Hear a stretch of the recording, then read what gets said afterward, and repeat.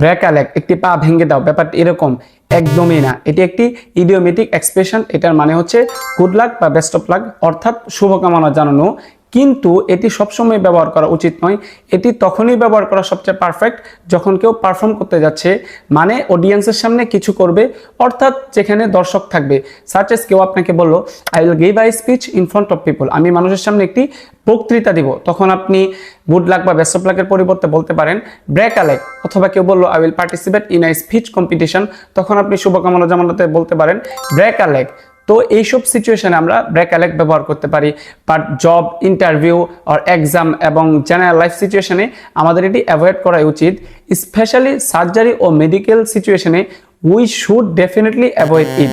Such as কেউ আপনাকে বললো I have a surgery tomorrow, তখন যদি আপনি বলেন break a leg, that would be really awkward. So audience plus performance, we can say break a leg instead of good luck or best of luck. That's all for today. Like and follow for more interesting videos.